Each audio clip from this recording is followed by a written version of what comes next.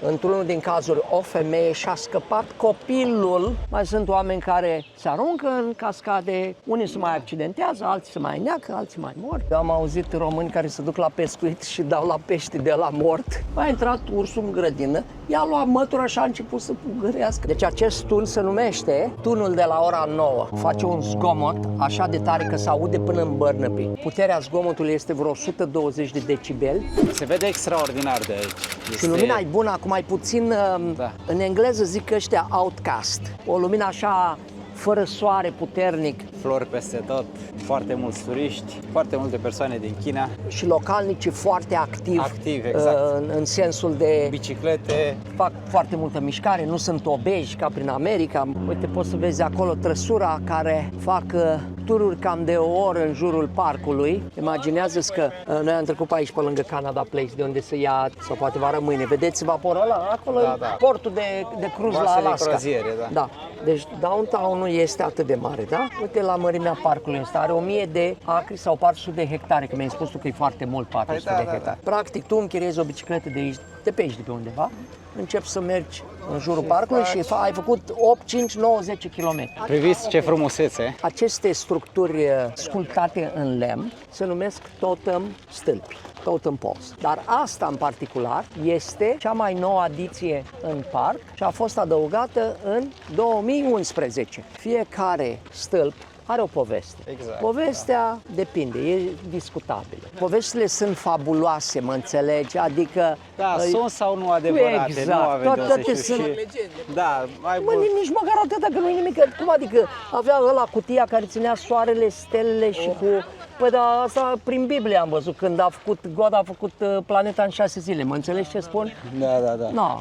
Vreau să vă spun că ele au fost aduse aici prin anii 1920. Dar pentru că ele sunt făcute dintr-un lemn care e destul de rezistent la interperii, adică la ploaie, la umiditate, că sunt foarte uleioase, el este făcut din cedru, da? Ele probabil că rezistă 20-30 de ani.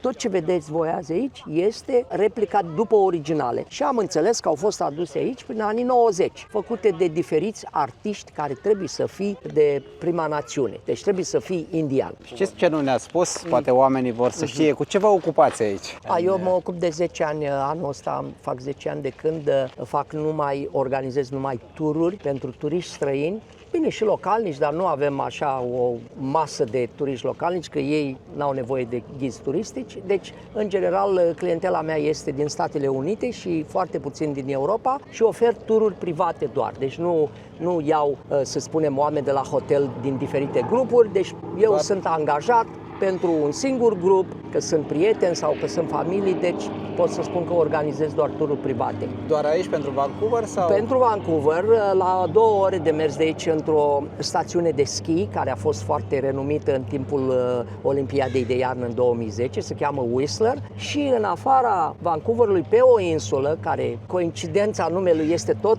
insula Vancouver, așa se cheamă, dar orașul se numește Victoria. Motivul pentru care lumea dorește să meargă la Victoria este pentru acea frumoasă grădină botanică care se numește Butchart Gardens. Butchart a fost numele familiei care au fondat acel parc.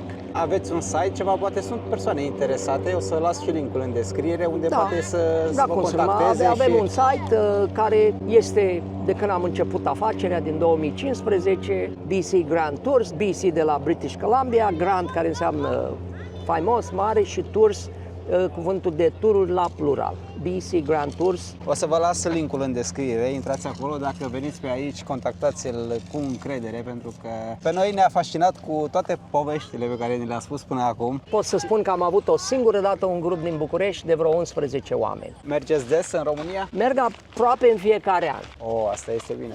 Da, și bineînțeles că nu stăm doar în România. În România mergem așa într-o tranziție ca să-mi văd părinții. În cazul meu îmi văd doar mama, că tatăl meu nu mai este, dar o săptămână sau 10 zile stăm în România și după aia ne alegem o țară. Mai stăm încă vreo săptămână, 2 și uite așa, anul ăsta vedem Italia, la anul vedem Spania, la celălalt an Belgia, cine știe. Vă gândiți să vă reîntoarceți în România? Sau... Deci eu dintotdeauna am vrut să mă reîntorc în România, dar n-a fost timpul potrivit, pentru că reîntorci undeva sau să te relochezi cu casa și cu familia trebuie să ai ceva, un suport financiar. Nu poți să zici că pleci mâine dacă n-ai un leu în buzunar. Deci este foarte greu. Și să începi să-ți cauți alte meserii, să faci altceva. Eu sunt la vârsta în care ce am făcut aici sunt bucuros, pot să mai muncesc încă 5-6 ani până la vârsta de pensie și după aia mai vedem noi ce este. Și văd că ceea ce faceți cu plăcere. Văd Păi că vă fac, place exact. se vede acest asta lucru. este meseria care îmi place. Unii își fac profesia și meseria doar pentru faptul că fac bani, cu toate că poate nu le place ce fac. Da. Eu cunosc doctori care au spus că aș vrea să fac altceva în viața mea. Și scuze-mă, doctorii ăia fac o groază de bani. Vorbim de poate 300.000 pe an, 400.000. Habar nu am, că nimeni nu-ți spune ce bani fac doctorii, dar nu le place meseria. Este trist să faci ceva doar pentru bani, adică să nu te bucuri de moment. Eu tot ce fac cu plăcere, tot timpul zâmbesc, tot timpul sunt, cum să spun, prietenos și fac glume cu clienții mei. Probabil de asta sunt și așa de mult plăcut. În 2014 mi-am cumpărat o mașină care vroiam să o folosesc, scopul ei era să o folosesc în transport, alte chestii decât persoane, dar mașina avea și 12 locuri. Și am zis că de ce să nu fie asta în avantajul meu dacă am o mașină cu 12 locuri? Și s-a întâmplat că am cunoscut o persoană chiar aici în acest parc, care soția mea mi-a zis, zice, du-te și întreabă-l pe domnul acela, că era în vârstă, cred că avea poate vreo 75 de ani, ce face el cu mașina aia care este identică cu a ta. Deci avea un Mercedes Sprinter din vremea aia, din 2014. M-am dus la acea persoană, mi-a spus, zice, dacă vrei să vorbești cu mine, hai să ne întâlnim la o cafea și îți povestesc eu ce fac și cum pot să te ajut. Vreau să vă spun că într-o săptămână eram cu omul la cafea, era german de origine, îl chema Manfred, avea vreo 72 de ani și când m-am întâlnit cu el la cafea m-a întrebat așa, Gabi, câți ani ai? Și am zis, am 43 de ani. Zice, când am început eu afacerea a fi ghid turistic, aveam 56. Și că ai tot timpul să te apuci de așa ceva. Și el m-a învățat, m-am mai întâlnit cu el o dată, mi-a spus, faci numai în genul ăsta, nu faci tururi de grupuri, să colectezi oameni din diferite...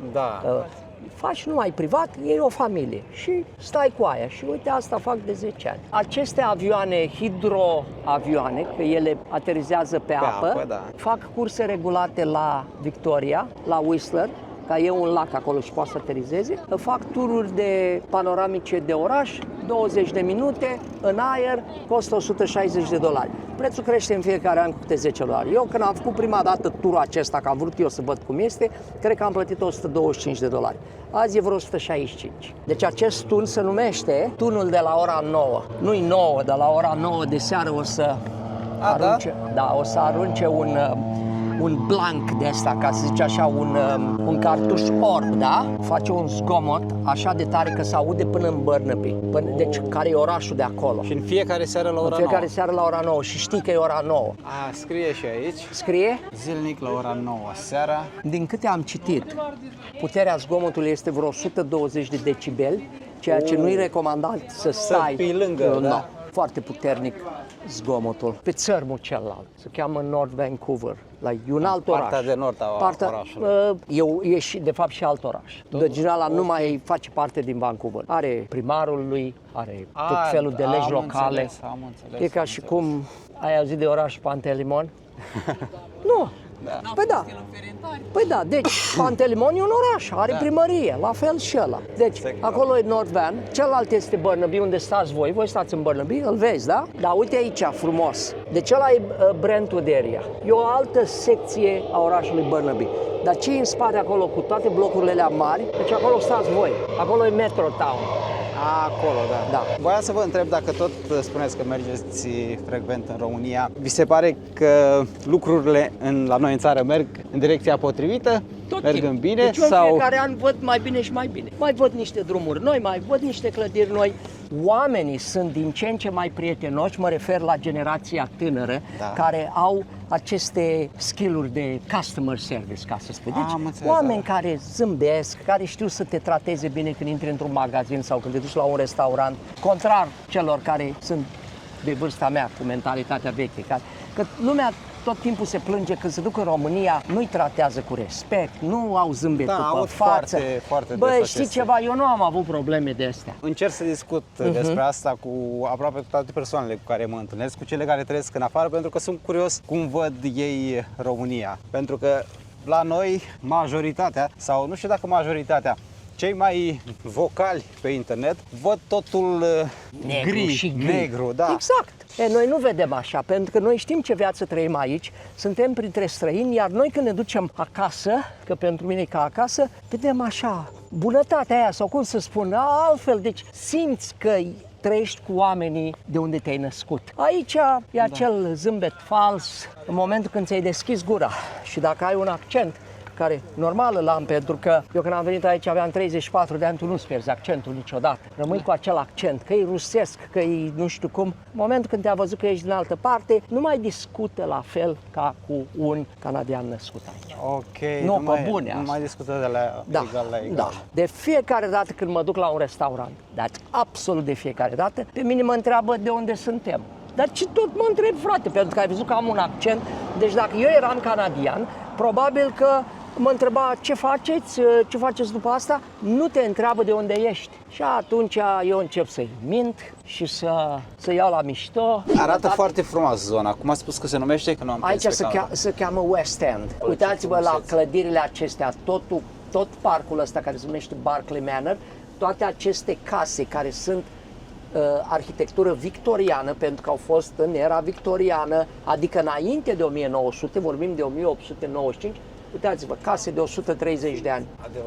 Da, toate sunt muzee, sunt deschise pentru public, te duci acolo, dai 2-3 dolari donație și vezi cum trăiau oamenii acum 130 de ani. Nu-ți vine să crezi, man. Trăiau ca noi. Să vezi ce aveau, adică aveau totul, aveau WC-ul în casă, dar în WC era o găleată, înțelegi? Și trebuiau să o arunce. Deci, clar, Canada a urcat în topul preferințelor noastre, fără exagerare. Vreau să vă spun o chestie. Și suntem în prima zi abia. Da, vreau să vă spun o chestie. Tu, ca să poți să închiriezi un apartament, tu îl închiriezi de la un proprietar care el are blocul ăla, e al lui. Da. Nu mai există apartamente de închiriat, că vine tot mai multă lume, emigranții vin câte 500.000 pe an, vorbim, nu în Vancouver, în Canada.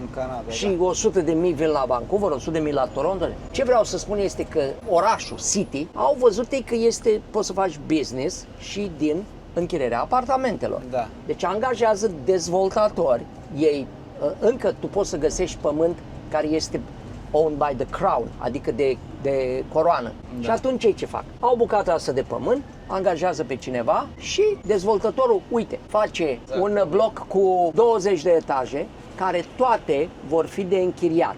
Și cine face bani de acolo? City. Orașul face bani. Și în același timp facilitează și acces la mai multe locuințe. Pentru că lumea zice, n-avem unde să închiriem. Nu mă, ei au unde să închirieze. Știi de ce spun asta? Pentru că sunt foarte scumpe. Ei, oamenii, caută să nu mai... Feciorul meu dă 2800 pe lună la chirie. Poate ar vrea și el să găsească undeva cu 2000, dar nu există așa ceva. English Bay Beach? Avem da. față? Deci asta este una din plajele din Vancouver care, nu știu când, acum 20, acum 30 de ani, ca să aibă și oamenii sentimentul ăsta de a sta pe plajă, a fost adus foarte mult nisip. Și s-a împins aici ca să nu stai pe stânci, totul pietre, da? Deci asta este una din zone, mai avem una mai încolo la câteva sute de metri, se cheamă Sunset și e zona unde poți să te uiți la soare cum apune, stai pe plajă, poți să intri și în apă și asta așa îți petreci timpul după ce vii de la muncă, că vezi, este foarte multă lume după ora 5, să spunem, în zona asta. Toate restaurantele sunt aici pe strada asta, care se cheamă Denman. Asta este un eveniment important în Vancouver care se întâmplă de cel puțin 20 de ani, că de când sunt eu aici 25 de ani. Vedeți, acolo este o barjă, nu?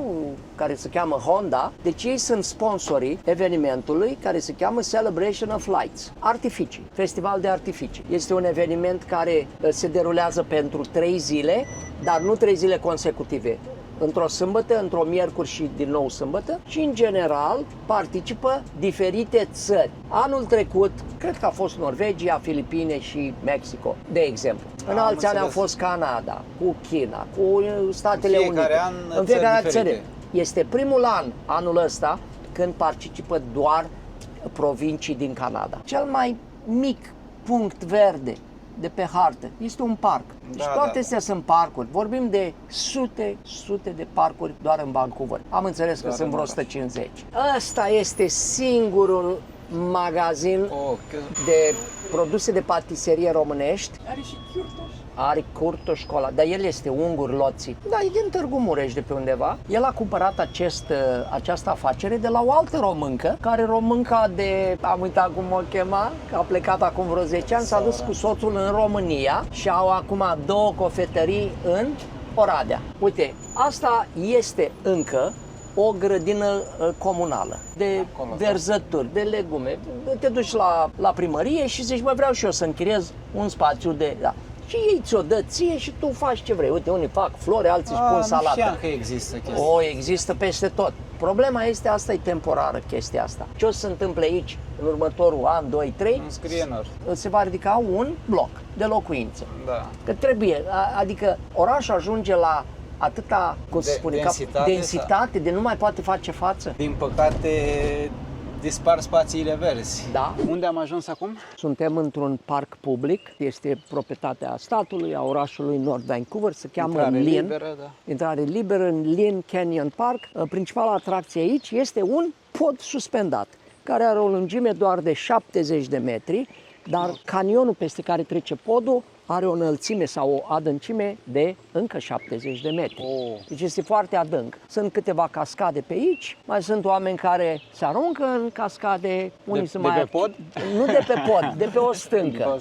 De pe o stâncă care pot să spun că e la o înălțime de poate 7-8-10 metri. Unii se mai accidentează, alții se mai neacă, alții mai mor. Există o placă care îți spune câte accidente mortale s-au întâmplat și o să vedeți în curând 28 de morți sau 38 în ultimii 40 de ani. Destul de mulți. Da. Și toți copiii tineri, da? Este destul de târziu. Cât este ceasul? Este ora 7:30, încă este zi, încă este lumină. Avem soare acolo. Da, soarele încă nici n-a apus. Da. Și vreau să înțelegeți că la Vancouver, din cauza latitudinii, unde suntem la 49, paralela 49, da, ziua cea mai lungă, care e solstițiul de vară la 21 iunie, se întunecă pe la 10:30. Adică la 10:30 încă e lumină. Poate soarele e apus la orizont, dar e lumină. Deci acest parc s-a deschis oficial în 1908. Multe drumeții poți să faci pe aici, poți să stai în parcul ăsta câteva ore bune. Adică chiar poți să te pierzi.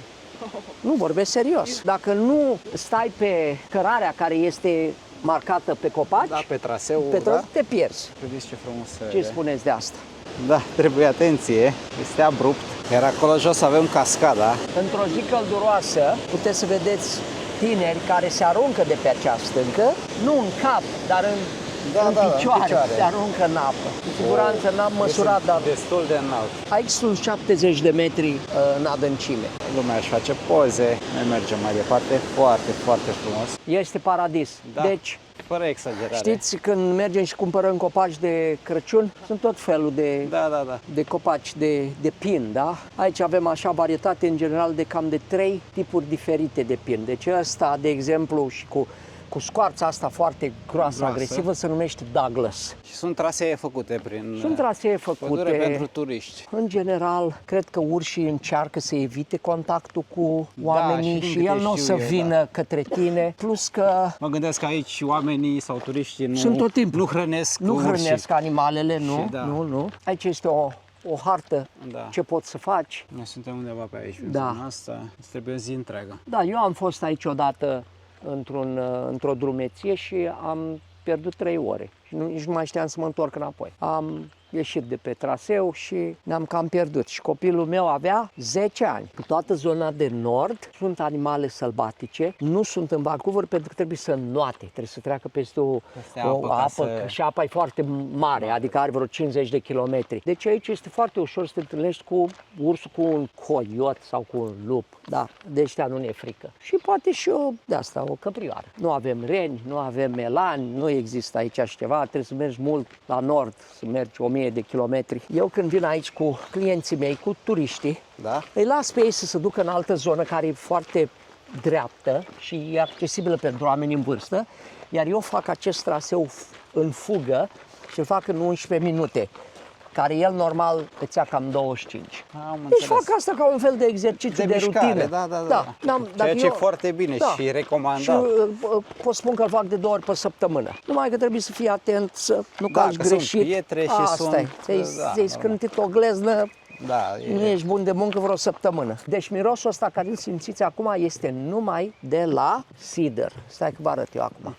Rupem, uite, ăsta e cedru. Acești copaci pot ajunge până la 60 de metri înălțime și sute de ani. Vorbim de 5, 6, 7, 8, până și la 1000 de ani în vârstă. ce frumoasă e apa acolo frumusețe. jos. Ce fel ar merge o baie acolo. Dar oamenii sar de aici în apă, băi. Păcat că e târziu, m-aș fi băgat și eu în apă. Putem să mai venim o dată ziua, când e mai lumină. Dar uite aici câtă lumină este. Superb. Da. Un copil a murit anul trecut aici 18 ani. Dar din cauza lui. Nu, man. Păi aia, că N-a trebuie- sărit nimic. N-a sărit nimic. Au zis să-și facă o poză, a sărit pe niște... Vezi că ai toate gardurile astea aici. Păi da. Au fi sărit peste gard, a alunecat, a căzut mort. El a venit aici cu colegii lui, încă 3 de la Ontario, de la Toronto, că se duceau studenți la Vancouver și au vrut și ei să vadă cum e Vancouverul. Unul s-a dus acasă în mort. Da. Nu dai seama pentru un părinte să-ți moară copilul la 18 ani? Gardurile sunt puse cu un scop, trebuie da. respectate, Da. semnele trebuie Bineînțeles. respectate. Nu? O zi foarte frumoasă astăzi, lungă, am văzut locuri minunate. Păcat că nu o să rămânem foarte mult, o să vedeți, dar o să revenim. Avem aproape 3 săptămâni în Canada. Nu o să rămânem mult în comparație cu America. Suntem pe o autostradă transcanadiană. Asta e și numele ei. Se numește autostrada numărul 1 sau highway numărul 1. Teoretic, dacă stăm pe drumul ăsta 5 zile, 6 zile, putem să ajungem prin Halifax. Ok. Ea traversează toată Canada, da. dar numai că nu traversează chiar așa în linie dreaptă, are sus și josuri, deci tu nu trebuie să stai pe autostrada asta dacă vrei să mergi la Toronto. Nu mai faci și pe altele. Deci acum o să trecem pe lângă cele mai înalte clădiri din Vancouver. Sunt doar două. Unul de pe partea stângă, cel cu pătratele alea mici atașate pe fațadă, este un fost Shangri-La Hotel care are 210 metri înălțime, adică aproape 60 de etaje, cred că mai exact 58, și imediat pe partea elaltă o să vedeți un turn care arată că este strâmb sau înclinat, de-aia se și spune The Twist, că e răsucit, Da. și la fel și el este un ex-or former Trump Hotel. Chiar cum au primit canadienii vestea când a făcut Trump declarațiile respective, când a spus că vor Canada deci, să fie... Deci chiar au crezut, mea. Deci parcă sunt așa de imbecili în primul rând, dacă poate să facă, zic, băi, oamenilor, Canada nu va fi niciodată al 51-lea stat al Americii, pentru că nu există așa ceva, nu trăim într-o tiranie. Adică Trump, cât el este de nebun, că este și ce vorbește și minte, el nu poate să facă actul ăsta decât dacă intră în război sau să ne cucerească cu forța sau să zicem să facă un referendum. Și atunci să faci tu un referendum, să vezi cine acceptă să fie parte din America, cred că o să fie doar 10-20% din populație care le-ar conveni să facă tranziția asta. Că, scuze-mă, dacă ești american, câștigi bani mai buni, câștigi măcar dolari americani. Da, asta e tot avantajul, dar alt avantaj nu cred că este. Băi, e ca și cum, scuze acum, să spui tu la, poate nu-i exact exemplu, să spui tu la o comunitate de maghiari din România, din Transilvania, dacă nu vor să ducă în Ungaria. Probabil că nu vor. Probabil nu vor să fie parte a Ungariei, că ei s-au născut acolo, ei știu țara lor, zic și eu așa. Adică vreau să spun că canadienii ca oameni sunt foarte patrioți canadieni. Lor să nu le spui nimic că ar să fie americani sau să fie parte din America. America e altceva pentru ei. Ei s-au născut în cultura asta, ei au luptat sau au fost dintotdeauna parte din familia regală, British, vezi? Americanii n-au fost așa. Americanii nu i-au vrut pe englezi. De asta au fost și războaiele, nu? Ok, unde am ajuns acum? Deci am ajuns într-o zonă la nordul orașului Vancouver, care de fapt chiar așa se cheamă, Vancouver Nord. Și aici este una din cele mai mari atracții în Vancouver. Deci când cineva vine în vacanță la Vancouver, ar trebui să se ducă aici. Pentru că Sunt și alte chestii frumoase, dar asta are unicitatea lui. Sunt atracții înăuntru, gen pod suspendat, aventura dintre copaci, care o să o facem. Așa. Și mai este o structură nouă care a fost adăugată de băiatul proprietăresei, că ea e femeie, un inginer care a construit o chestie din metal și se numește Cliffwalk. Asta e tot ce pot să spun, nu știu de unde vine numele, dar asta a fost adăugat în 2011. Ei tot timpul trebuie să adauge ceva ca să-și câștige cât mai mulți vizitatori. Da, normal. Da, deci vreau să înțelegeți că ambele, pe partea stângă și dreapta a străzii, este proprietate privată. Lotul de parcare e al ei, casa asta originală, cine știe, a fost construită zeci de ani în urmă, toată lumea își fac fotografii de familie. Cu podul suspendat și cu...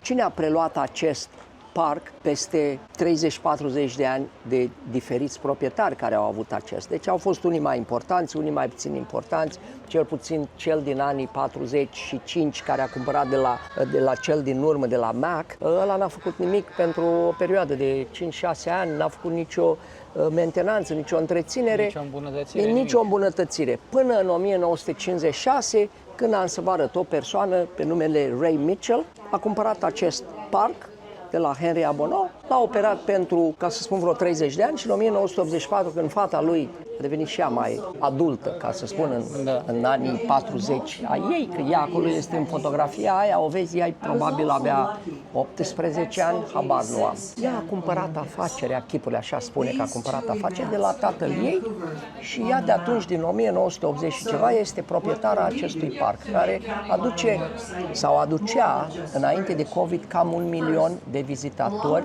pe an. Da, ceea ce foarte, foarte bine. Vorbim de o afacere foarte de succes. Exact. Și acolo este ea. Dacă văd acolo.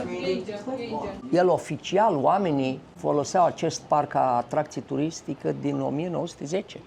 Îmi place foarte mult să vin la acest parc la ora asta, pentru că dacă aici e degajat, dacă vii la ora 12, 1, toate autobuzele din centru vin aici la prima oră de dimineață când se deschide și câteodată coada ca să intri pe pod poate să fie și 20 de minute. Cât costă biletul? Cât costă intrarea? Deci intrarea aici este $75 plus taxe. Dar ce vreau să spun este că acest preț crește an de an. Anul trecut a fost 64, acum 5 ani era vreo poate $50. Eu când am început în 2015 țin minte că plăteam $29 pentru un adult. Deci la 29 ori 2 înseamnă 60, deci e mai mult de dublu în 8 ani. Oferă ei o reducere. După ora 5, n-am fost cu un discount, oferă o reducere, deci acum a costat $60 în loc de 75. Da, $15. E ok, e ok. Plus că e mai liniștit. Bineînțeles. Ceva mai răcoare, pentru că astăzi a fost foarte cald, aici e perfect. Ai tot timpul. Tot timpul că stai într-o umbrelă de verdeață. Mă mai întâlnești cu români pe aici. Mai vin de prin Toronto, de prin alte părți ale Canadei. Nu vreți să aflați povestea tot în polul lui ăla, cum v-am zis, adică aceste povești și legende pot fi create de oricine. Da. De exemplu, ăla se numește The Raven Pole, Raven însemnând corb, nu cioară. Corbul e mare. Am văzut și eu în realitate, am zis că e vultur. Acolo este povestea despre acest corb care el știa că acel șef de trib, care în engleză îi spune the chief, avea o cutie și în acea cutie el deținea toată lumina din univers, adică luna, stelele, inclusiv lumina și soarele. Și o ținea pentru el, era un fel de egoist, nu? Și nu vrea să-i dea drumul ca să trimită lumina în univers pentru toți ceilalți. Și acel corb care era sus undeva știa și a încercat să-l păcălească într-un anumit fel, să deschidă cutiile și uite așa, într-o zi s-a eliberat luna, într-o altă zi stelele și odată soarele și din cauza asta avem noi lumină și stele și soare în univers, din cauza acelui corb. Care corbul ăla, nu vreți să știți cum a ajuns să-l păcălească pe șef. S-a transformat din corb într-un ac de brad. Din corb s-a transformat în ac de brad. Din ac de brad a căzut în apă. Șeful avea o fată și i-a spus, du-te și adu-mi apă din râu. Fata s-a dus și a luat o găleată cu apă și a intrat și bucățica aia mică de Actebrad. Fata a băut nu știu din ce a băut, că pahare nu prea exista la vremea aia, dar a băut acel mic needle, ca să zicem așa, și a rămas însărcinată. Deci este exact ca Maria, care a rămas impregnată, știm noi, din Biblie. Și a rămas însărcinată și a născut un copil. Și acel copil plângea așa de mult că bunicul, care era șeful tribului, a zis: hai să-ți dau o jucărie ca să nu mai plângi. Și i-a dat prima cutie, a deschis copilul cutia, a eliberat soarele, a eliberat luna, a eliberat și tot așa. Uite, noroc de corbul ăla, de-aia avem noi lumină astăzi, altfel trăiam în întuneric. Casa de aici a fost un tea house, deci a fost un lodge care a fost făcut în 1920, dar nu de Ray Mitchell, care e de persoanele dinainte. Cam așa se vede podul de aici. Wow, este foarte, foarte frumos și se mișcă. Ce se întâmplă? El cu cât e mai lung, cu atât e mai flexibil sau... Exact, da. Deci lungimea lui este de 140 de metri. Unde am fost noi la parcul Lin, era 70. Adâncimea de la pod până jos la râu, adică în canionul ăsta, ca să spunem, este tot la fel de 70 de metri.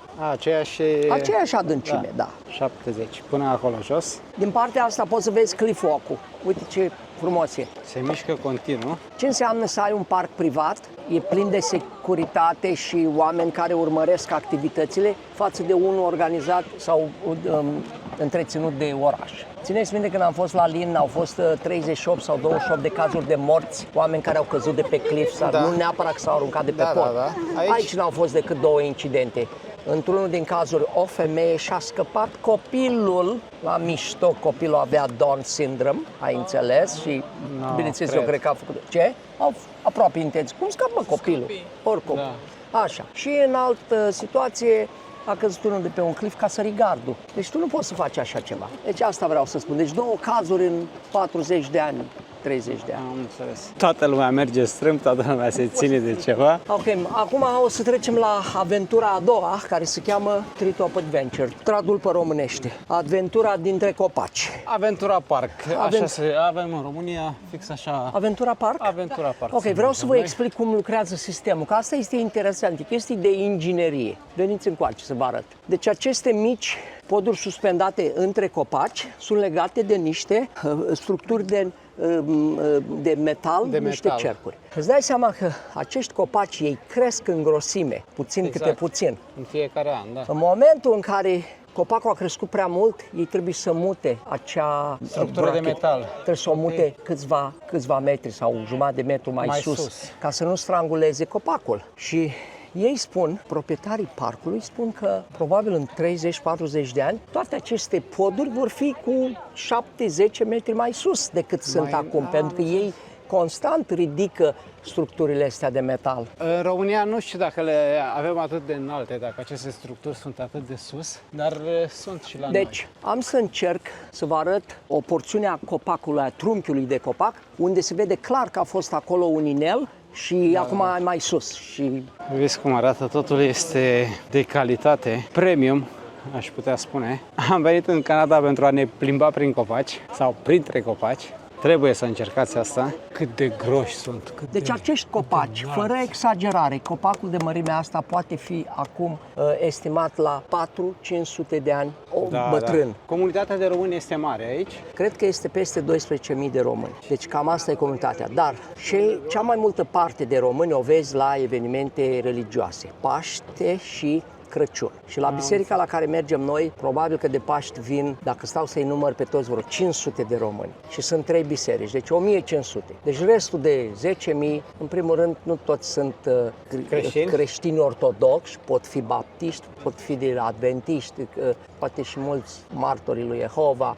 Nu cunosc, penticostali, dar vreau să spun că sunt mulți. Și e unită comunitatea? La noi la biserică e unită. Noi, de exemplu, ne dăm joburi între noi. Adică nu sunt suntem asta e chiar bine, așa, da. e bine. Deci, dacă, băi, românul ăsta știe să zugrăvească, ăsta știe să pună faianță. Băi, am un proiect, uite, mă ajuți să-l facem. Deci să ne înțelegem bine. Deci eu lucrez numai cu români. Și uite așa ne ajutăm între noi. Eu am auzit români care se duc la pescuit și dau la pești de la mort. Yes. Știi, albastru. auzit și eu. Deci lovit de Summer pietre. summer. Exact. Cum adică să prindă peștele mort? E aproape mort. E aproape și îl trage cu hucul. Sakai Nici nu-l Samano, pescuiește. înnoată spre nordul ca să depună icre. Da, A da, depus icra, a murit. Și știi Bă, cum îl trage? Dacă ok. îl prinzi atunci când e păducă, Ia. it's good. Ia. Am înțeles. Dar e lovit tot. Are Da, vânătăi, dar are cutat. încă e Din bun. roșu să schimbă culoarea. Exact.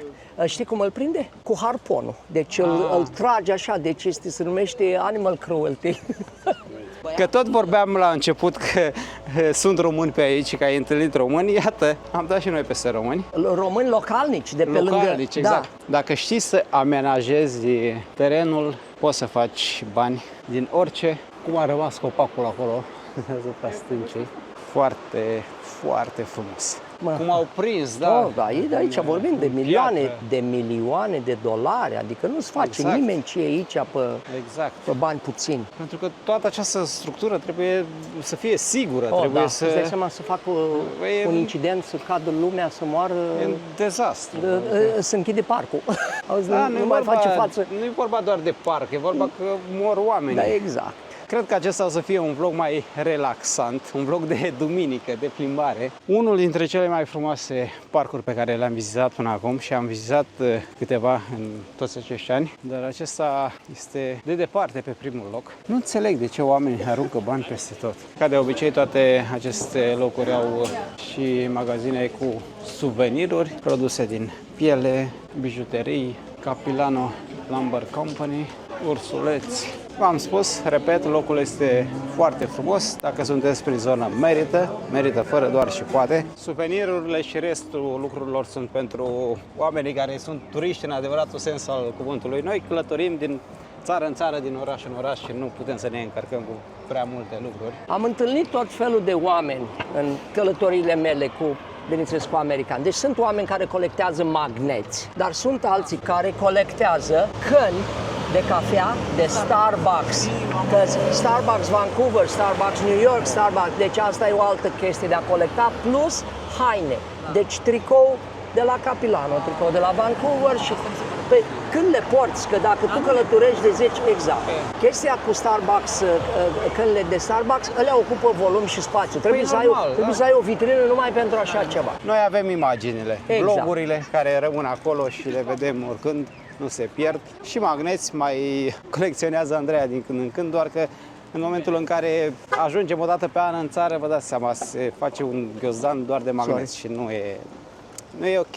Doar noi nu avem apă aici, vezi că nu plouă și atunci nivelurile de la lac scad. De ce scad? Nu că se evaporă apă, pentru că noi bem apă de acolo. Acela e un lac de apă potabilă. El se recuperează începând din toamnă, când o să plouă cu tonele. Vă arăt eu ceva aici, cum trăiesc unii. Dar nu poți să crezi, man. Deci vorbim de familii care poate nici n-au copii. Să stai într-o casă care are 1000 de metri pătrați sau mai bine și să fii 2-3 persoane, Da, mi se pare exagerat. cât costurile de întreținere, Exact. căldura, bine, ei nu dau ei drumul la căldură în toată casa, dar numai în dormitorul în care doarme sau în sufragerie, da. Ca să faci curățenie în toată casa. Tot curățenii, taxele de proprietate și tot așa. Deci când intri aici pe bulevardul ăsta, ai să vezi un mare semn care e acolo și scrie British Properties. Yeah.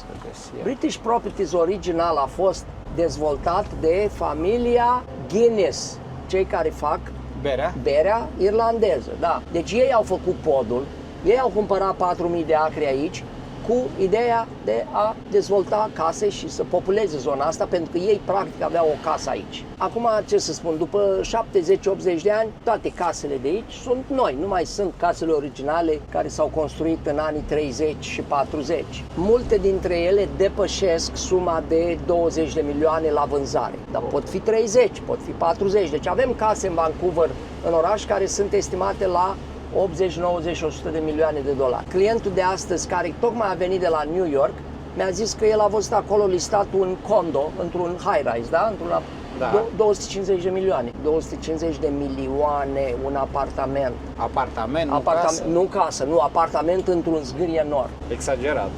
Păi da, dar un prins din Dubai Da, corect. poate să-și permite, nu? Pot să spun că zona asta de aici, dacă vă Asfaltul uitați... nu e cine știe Nu, ce. nu de asta. Vezi, deci aici s-a făcut o lucrează schimbare, sau- s-a făcut o schimbare de ceva. canalizare de țevi de apă, este temporar fixat. Deci ăsta nu stă mai mult de un an de zile în situația asta, deci Am se va înțeles. asfalta toată casa. Suntem departe de oraș? Cam la cât? Suntem de aici până în centrul orașului Vancouver, pot să spun că sunt 15-20 de kilometri, deci suntem la 20 de minute. 20. Problema nu este distanța, problema este că acești locuitori din zona asta sunt despărțiți de un pod. Podul ăla creează trafic. Toți localnicii ăștia de pe aici, ei vizitează ursul, da? Sunt urși câți vrei. Vine ursul și aici? Oh, da, vine ursul peste tot, că ursul e aproape domesticat. El știe că este mâncare în gunoi. Mă gândeam că se întâmplă doar în România. Dar se pare că Nu, urși mai câți urși aici. A intrat ursul în grădină la niște prieteni de-ai mei, băi, amici. Mama ei locuiește cu ei de 20 de ani. A intrat ursul în grădină, i-a luat mătura și a început să pugărească. Mi-a spus mici că i-am dat niște mături. Zic, băi, mamaia, zic, da. Zic, ursul ăla putea să te atace, să te omoare. Că nu mi-e frică mie de urs, că era mic. Ursul negru este foarte periculos, e foarte adică și rapid și are forță. Îl bătea cu mătura. Deci că a sărit gardul până la urmă, a fugit. Bine, zona vine și cu avantaje și cu dezavantaje. Da, deci vreau să vă zic ceva. Dacă noi spunem, bă, casele astea sunt 50 de milioane. Mă, sunt oameni care fac 50 de milioane într-un an. Păi da, Scuză-mă. Adică trebuie să fie un market și pentru casa aia. Deci sunt oameni care dacă are 1 miliard, aici zice 1 billion, ia? La 1 billion cu 10%, 1000 de milioane, tu ai făcut 100 de milioane într-un an, numai Exact. dintr-o șmecherie mică. dar avem și în România zone la fel de frumoase ca Bineînțeles. aici. Avem, Frumoase și scumpe, îmi Exact, închipui? și scumpe. Adică am văzut în România... dar avem și ieftine comparativ cu aici, adică cu aceiași bani poți să-ți faci în România, bine mersi. Corect, cum vreau eu. Visul meu este să trăiesc pe un deal, într-o zonă ardelenească. Am fost eu pe la Oradea, prin zona aia, niște dealușoare frumoase, cu pomi fructiferi, cu oameni care vând țuică pe marginea străzii. Da. Eu am înnebunit, man. I-am zis că acolo e paradis. Păi da, Deci, așa este. să fii retras de oameni, că poate tot ce ai nevoie este internet. Liniște și internet, că vrei să stai Să mai comuni, să mai conectat. vezi. Exact. Asta e tot. Ți-ai făcut o căsuță acolo, că e scumpă, că e ieftină, e a ta și ești, băi, nu știu cum să spun, noi trebuie să trăim o viață fără stres. Da. Stresul ne omoară. Foarte important. Da. Puțini înțeleg chestia asta. Da. Oamenii de aici au o priveliște mult mai frumoasă față de cei de acolo, din America, referitor la zonele bogate. Asta este Pe lângă un vis să ai asemenea. pe lângă priveliște și aerul de aici este mult mai curat, mult mai tare. Da. Deci sunt mai avantajați, din punctul meu de vedere, cel puțin, cei de aici. Deci merită extra milioanele. Da, da. Da. Bă, Râdem, eu vă dar- spun ceva. Râdem. Pentru că până când, la urmă- când vin americani aici și aia bogați, când văd așa ceva, le cade. Da, exact. Cum se numește zona? Suntem în orașul Nord Vancouver, unde partea de nord, de partea de nord, da. Dar e oraș separat. Există primar. Au primar. Au primar, au casa comunală a Nord Vancouver, deci la orașul ăsta n-are nicio treabă cu Vancouverul. Iar aici ne spuneați că nu au oameni ai străzi, nu au absolut nimic. Nu, și eu vreau să spun că circul pe aici destul de mult și nu există. Mergem să mâncăm o înghețată acum. O înghețată de la o gelaterie italiană, adică și numele spune că se cheamă Dolce Amore. Probabil că nu o să fie loc înăuntru, ne găsim noi un loc pe aici, pe unde... Haideți să stăm la o masă. Deci sistemul merge diferit. Tu plătești și când ajungi acolo cu bilețelul că ai plătit, te întreabă ce aromă vrei. Eu știu ce vreau, așa că nici nu le încerc. Poți să încerci, să-ți dă să guști. Cam așa arată. Haideți să vedem. Seamănă sau nu cu cea din Italia? Aceasta este întrebarea. Știți că am încercat și în America peste tot înghețată, de la astfel de gelaterii. Asta e ce trebuie. Oh, da. E singura de până acum care seamănă cu cea din Italia. Vorbiți serios? Deci noi mâncăm numai de aici. Nu ne mai aducem niciunde. Nu vreau să pară că critic America, poți să mă dar întreb pe mine. în America nu, nicăieri nu semănă, nu se apropia. sorbet. Am găsit pe alocuri, Dar nu cred era. că în Vegas era Da, ceva dar mai nu bună, era. dar nu se apropie de așa ceva. Săptămâna trecută am cumpărat 4 cutii. Aceasta este $9, iar aceasta este mai mică, $7. Da. Dolari canadieni. Cam așa arată căsuța noastră, o avem pentru o săptămână, 7 zile. Cred că o să vedeți imagini cu ea în vlogul următor, deja ne-am întins prea mult, sau dacă nu, să ne urmăriți pe Instagram, acolo postăm în timp real, ați văzut deja dacă ne urmăriți imagini din interior. Dacă nu, mai așteptați puțin. Eu vreau să vă mulțumesc pentru că ați rămas până la final, pentru că ați urmărit tot materialul. Nu uitați de like, să vă lăsați părerile în comentarii ca de obicei, iar noi ne vedem data viitoare tot de aici din Canada. Până atunci vă spun numai bine!